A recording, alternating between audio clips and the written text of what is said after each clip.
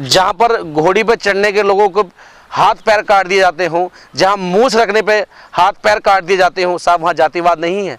और साहब यही आगरा जो गढ़ माना जाता है बहुजन समाज का, वहाँ पर मरने के बाद भी अगर अर्थी से लाश फेंक दी जाती है, उसके आप कहते हो कि जातिवाद नहीं है। जिस राजस्थान में कंगना रनावत फिल्म शूटिंग करती है, जहाँ उनकी फिल्म आने वाली है, उसी राजस्थान में लोगों को पेशाब पिलाकर मारा जाता है, साहब जातिवाद नहीं है। मध्य प्रदेश में कोई दलित समाज, वाल्मीकि समाज का परिवार लैटरिन करने जाता है तो साहब उनको मार दिया जाता है, दलित, ये जातिवाद नहीं है। राजस्थान जाइए, आज भी लोगों को कुएं में पानी नहीं भरने दिया जाता, मारा जाता है, पीटा जाता है।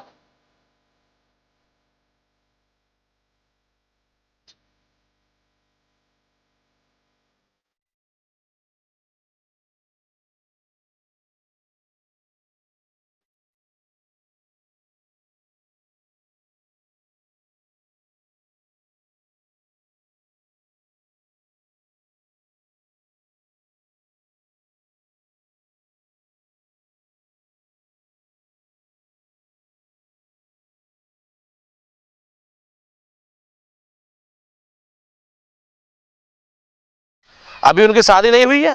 अगर उन्हें नहीं लगता तो बहुजन समाज में, दलित समाज में, चाहे उनके फिल्मी सिटी में आप देख लीजिए, एक से एक लड़का बड़ा है, एक से एक IAS बने। बढ़ाइए हाथ आप एक कदम, 10 कदम हमारा समाज बढ़ाने का काम करेगा, जब मानते हैं कि भेदभाव नहीं है, ऊंच नीच नहीं है। आप शादी की बात कर रहे हैं? हाँ, मैं बिल्कुल कह रहा हूँ भाई, फिल्म सिटी में इतने लोग हैं और IAS हैं, अगर आपको लगता है कि जातिवाद नहीं है तो आप शादी कीजिए ना किसी दलित समाज के लड़के से। आप एक कदम बढ़ाइए, 10 कदम हमारा समाज आपकी तरफ बढ़ाने का काम करेगा। कि आए दिन किसी जिले, किसी गांव, किसी प्रदेश में बाबा साहब की मूर्तियां तोड़ी जाती है, जातिवाद नहीं तो क्या है? कहीं एक मुझे ऐसी बात बता दो कि किसी राम की मूर्ति तोड़ी गई है, मुझे एक घटना ऐसी बता दो किसी मंदिर में किसी देवी की मूर्ति तोड़ी गई है। मेहनत करेगा मजदूर, बिल्डिंग बनाएगा मजदूर, आपके लिए खेत खलिहानों में काम करेगा मजदूर, लेकिन जब लाभ लेने समय आएगा तो शूद्र दलित हो जाएगा। जब इस देश का राष्ट्रपति ना बचा हो, जिला गाजियाबाद के पोच एरिया में सेक्टर 17 वसुंधरा में 18 लगभग 12 साल से एक महिला रह रही है, मंजू देवी, ठीक है, उसको मारा जाता है कि आप बिल्डिंग में रह रहे हैं, आप शूद्र हैं, आप दलित हैं, आप अछूत हैं, बिल्डिंग जो है अछूत हो गई है, आपके बच्चे हमारे बच्चों के साथ नहीं खेलेंगे। सोसाइटी में जो कुछ कल्चर प्रोग्राम होते हैं, उन प्रोग्राम उनको नहीं बुलाया जाता है। किस सोसाइटी की बात कर रहे हैं आप? एक 15 साल की बच्ची ने एक फूल तोड़ लिया और पूरे उस बस्ती का बाइकआउट कर दिया।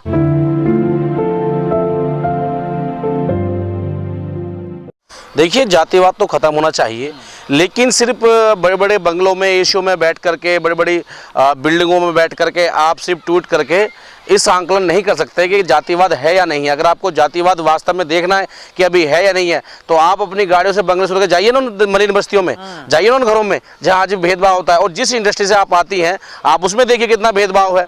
अगर कोई मजदूर या कोई दलित समाज का व्यक्ति अगर आगे बढ़ने का प्रयास करता है तो उसको आगे नहीं बढ़ने दिया जाता। और ताज़ी घटना भी आप ले लीजिए कि रामनाथ कोविंद जो हमारे देश के राष्ट्रपति हैं, उनको साउथ इंडियन में मंदिर में नहीं घुसने दिया जाता है। पूरा हाई कोर्ट, सुप्रीम कोर्ट, पूरा प्रशासन लग जाता है, लेकिन फिर भी घुसने नहीं दिया जाता। उसके बाद नरेंद्र मोदी जी इस बात को क्यों कहते हैं कि भाई मेरे दलित भाइयों को मत मारो, मुझे मार लो, तो इसका मतलब जातिवाद है। गुजरात में आपने देखा किस तरीके से 6-7 लड़कों को जो है कुछ अन्य जाति के लोग मिलकर मार रहे हैं। आपने हरियाणा का मिर्चीपुर घटना देखी होगी, जहां पर वाल्मीकि समाज के डोगी कुत्तों को मारा जाता है, जिसमें 17 लोगों को उम्र कैद हुई। और आप राजस्थान जाइए, आज भी लोगों को कुएं में पानी नहीं भरने दिया जाता, मारा जाता है, पीटा जाता है। आप मध्य प्रदेश की ताजी घटना है, सोशल मीडिया पे वायरल हो रही है कि कोई एक अज्ञात व्यक्ति किसी महिला के घर में जाकर के उसको जाति सूचक शब्द कहता है, मारपीट करता है, उसका अभी तक मुकदमा दर्ज नहीं हुआ। अगर आप यूपी में आते हैं तो यूपी में तो पूरा निसंहार हुआ पड़ा है। मैं किस जिले की बात करूं? ताजी घटना आप सुल्तानपुर की ले लीजिए, जहाँ एक दलित लड़की की रेप करके हत्या कर जाती है। आगरा में देख लीजिए, वो एक गौतम समाज की लड़की है, वो बहुजन समाज की लड़की, जाट समाज की लड़की की हत्या कर दी जाती है, MBBS लड़की वो। तो ऐसे तमाम कितने मामले हैं। सिर्फ आप ट्वीट करने से, मेल डालने से या बड़ी बड़ी बातें करने से जातिवाद खत्म नहीं होता, उनके बीच बैठना पड़ता है, जाना पड़ता है। या आपने बस देख लिया कि जब चुनाव आए तो कोई नेता वहां बैठकर खाना खा लेता है तो उससे हो जाता है, उनके बर्तन अलग होते हैं, उनका रहन सहन अलग होता है। तो ये तो सिर्फ एक ड्रामा है, ये कहने के लिए बात है। अगर वास्तव में कंगना जी को लगता है कि भाई जो है जातिवाद खत्म हुआ है, तो एक काम कीजिए, आप समर्थवान हैं, जाइए उस प्रदेश में जहाँ साउथ इंडियन में अभी एक 15 साल की बच्ची ने एक फूल तोड़ लिया और पूरे उस बस्ती का बाइकआउट कर दिया। फूल कौन उगाता है? माली समाज, सैनी समाज, जो छत्रपति साहू जी ज्योतिराव फूले के परिवार से आता है। और आज एक फूल उस बच्ची ने तोड़ लिया तो पूरे समाज का बाइकआउट कर दिया। क्या कंगना रनावत जी टाइम्स ऑफ इंडिया नहीं पढ़ती? सिर्फ ये बातें कहने के लिए हैं। उन्होंने एक बात और जोड़ दी उसमें, उन्होंने कहा है कि रिजर्वेशन की वजह से कहीं ना कहीं जातिवाद को बढ़ावा मिलता है। अच्छा, अब जो उन्होंने कहा कि रिजर्वेशन की वजह से जातिवाद बढ़ता है, हमने कब कहा रिजर्वेशन दे दिए? आप एक काम कीजिए, आबादी के हिसाब से हमारा सिस्टम सब बांट दीजिए, हम तैयार हैं। किसने मना किया? आप दिल्ली से पढ़ के चली गई, आपका परिवार सक्षम है, आप ठीक हैं, आपको स्ट्रगल करने का मौका नहीं मिला, आप विशेष जाति से आती हैं, आपको मौका मिल गया। और अभी तो आपने 1.5 साल पहले कहा था कि वहां भी भाई बंधु परिवार चलता है, तो ऐसे यहाँ चलता है फिल्म इंडस्ट्री में भी। तो ये कहने के बराबर है। अन्य जातिवाद तो आज इतना कूट कूट के भरा हुआ है। यूपीएससी का रिजल्ट आया, 98 सीटें रोक दी गई। वो किस लिए रोकी गई? आप थाने में या जिले के कप्तान की या डीएम की पूरे देश की लिस्ट उठाकर देख लीजिए, कौन कौन मुख्य पदों पर बैठा है। कभी कंगना ने इस बात को क्यों नहीं बोला कि जुडिशरी में क्यों नहीं है? जुडिशरी में कभी पूछा उन्होंने कि कोई दलित का बेटा जज है? गिने चुने 2-4 बन गए हैं तो बाद उनको जेल भेजा जाता है। उस बात को क्यों नहीं उठाया उन्होंने एक बार भी? कभी उसने ये पूछा कि जो तीनों सेना के प्रमुख बनते हैं, कितने उनमें दलितों को मौका दिया गया? क्या हमारे पास IAS IPS नहीं है? ऐसा कुछ नहीं है। रिजर्वेशन इसलिए है कि जिस कौम को 5000-6000 साल पीछे रखा गया हो, तो वो बेचारे आकर के अपने देश, अपने समाज, अपने प्रदेश का नाम रोशन करें। लेकिन इनके लोग जो है अपनी सत्ता का लाभ लेकर के बढ़ते हैं, हमारे लोग मेहनत करके बढ़ते हैं। लेकिन हमारे लोग इतनी मेहनत करते हैं कि चाहे आप 2018, 2019, 2020 कोई भी रिजल्ट उठा कर देख लीजिए, जितने रिजल्ट आए हैं उनमें टॉपर कौन निकला है? बहुजन समाज का व्यक्ति निकला है। तो ऐसा कुछ भी नहीं है, इनके सोचने का विचार है। और कंगना जो ये बयान दिया है, ठीक है, इनका व्यक्तिगत है, लेकिन इस बयान का हम बाइकआउट करते हैं। अगर वास्तव में आपको इस बयान को साबित करना है तो आज कंगना रनावत अपनी गाड़ी घोड़े से निकलिए, जाइए क्षेत्र में जाकर देख लीजिए। आप अपने महाराष्ट्र, मुंबई में देख लीजिए कि उन मरीन बस्तियों में कौन जाता है। आपको नहीं लग रहा कि कंगना ऐसी बातें बोल रही जैसे RSS बोलती है, उसकी टाइमलाइन पे चल रही है? देखिए, मैं इस बात को RSS से तो नहीं जोड़ूंगा, लेकिन विचारधारा कहीं ना कहीं तो मेल खाती है। भाई आपने बयान दिया, ठीक है, लेकिन आरक्षण का मुद्दा आपने क्यों जोड़ा? तो इसका मतलब ये है कि आप ये दिखाना चाहते हैं कि चाहे हम फिल्म सिटी में हैं या फिर एडमिशन लॉ में हैं, कहीं भी हैं हम विशेष रूप से अपने आप को बड़ा मानते हैं। तो ये सब कहने की बुनियाद है। और कहीं ना कहीं आज आप देख लीजिए, मुद्दे को डिवाइड करने के लिए भाई हमने ट्वीट कर दिया, ये कर दिया। सिर्फ ट्वीट करने सुना होता है, जमीन स्तर पर काम कीजिए पता लगता है। कुछ लोग कह रहे हैं कुछ दिनों बाद बीजेपी से चुनाव भी लड़ सकती हैं कंगना। वो उनका व्यक्तिगत मत है। हो सकता है कि जो आपने एक सवाल किया था कि संघ को या बीजेपी को लुभाने के लिए ये बयान दिया हो कि हम आपके एजेंडे पर चलेंगे, आप हमें मौका दीजिए। वो उनका व्यक्तिगत है। सुशांत सिंह राजपूत की हत्या हुई, उसमें पूरा मीडिया पिछले 1-1.25 महीने से ऐसे माहौल बना के रखा है कि जैसे कि पता नहीं कितनी हत्याएं हो गई। दुख हमें भी है भाई, एक इंसान गया, एक नौजवान साथी गया, किसी बहन का भाई गया, किसी माँ का लाल गया। लेकिन उससे पहले 20 साल पहले दिव्या भारती की हत्या हुई, कितना मीडिया में चला। उसके बाद सैकड़ों हत्याएं बहन बेटियों की यहाँ हो चुकी है उत्तर प्रदेश में, जहां रिपोर्ट तक लिखी गई। कितनी मीडिया चलाती है? अगर वो एक जाति विशेष से आती है, अगर वो जाति विशेष आती है तो खूब मीडिया चला रही है। और ये भेदभाव ही तो है। और भेदभाव क्यों नहीं है? आप बताइए कितने लोग ऐसे हैं फिल्म सिटी में जिनको दलितों के नाम से काम दिया जाता हो? कितने लोगों ने तो अपने प्रेस कॉन्फ्रेंस करके बताया कि अगर हम दलित समाज से हैं तो हमको काम नहीं दिया जाता, हमें मौका नहीं दिया जाता। नाम बदल बदल के लोग रहने लगे हैं। रवि जी, जो मेन स्ट्रीम मीडिया कही जाती है हमारे देश की, जो टीवी मीडिया है या प्रिंट मीडिया है, क्या आपको लगता है कि यहाँ पर भी बड़े स्तर पर जातिवाद होता है? बिल्कुल होता है।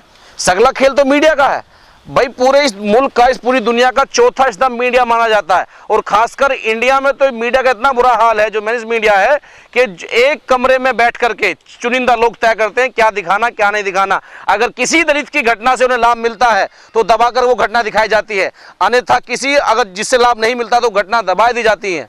और ये हो क्या रहा है? सुशांत राजपूत की जो हत्या का मामला इतना चलाया जा रहा है, बिहार में चुनाव आने वाले हैं, सब अपनी राजनीतिक रोटी से तैयार बैठे हैं ना। तो बताइए कितनी घटना चली।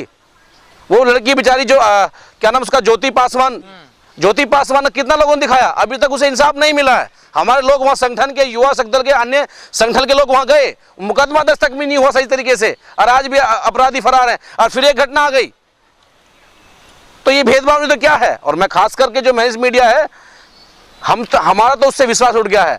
ये तो धन्यवाद हो इस सोशल मीडिया का, धन्यवाद हो जो हम लोग सोशल मीडिया के माध्यम से अपनी आवाज़ उठाने का काम कर रहे हैं। ना तो चुनिंदा लोग, चाहे वो फिल्मी सिटी है, राजनीति है, मीडिया है, इन सबको मुट्ठी भर अपने हाथ में चलाने का काम कर रहे हैं। और जो लोग आज इस सिस्टम के अंदर काम कर रहे हैं, अगर वो बहुजनों की या देश की, राष्ट्र की बात उठा रहे हैं, मैं तो उनको सलाम करता हूं। अखिलेश यादव परिवार ना बचा हो, आप क्या उम्मीद रखते हैं? जहां पर योगी आदित्यनाथ जब शपथ लेकर उनके निवास पे आते हैं तो उस निवास को धुलवाया जाता है, क्योंकि उनसे पहले वहाँ अखिलेश यादव रहे थे। ऐसी तमाम इतनी घटनाएं हैं, अगर हम बताने पे आएंगे तो कंगना रनावत जी ट्वीट करना बंद कर देंगे, कानों पे हाथ रख लेंगी कि सिर्फ मेकअप करा करके गाड़ी में घूमने से काम नहीं चलेगा। अगर आपको पीड़ा है, दर्द आपको लगता है गलत है, तो जो मैंने पूर्व में कहा, बढ़ाइए आप हाथ, 10 कदम आपके लिए बढ़ेंगे। समाज में बहुत बुद्धिमान लोग बैठे हुए हैं। आप शोषण बंद कीजिए, अब लोग से भेदभाव बंद कीजिए, आप आंख मीचना बंद कीजिए, आप एक आंख से देखना बंद कीजिए, आप रोटी बेटी का रिश्ता तय कीजिए, जब तो पता लगेगा। सिर्फ मंचों पर लच्छेदार भाषण देने से या ट्वीट करने से ये रास्ते नहीं निकलेंगे। देखिए, आपने जो सवाल उठाया पत्रकार महोदय, वो बिल्कुल जायज़ है।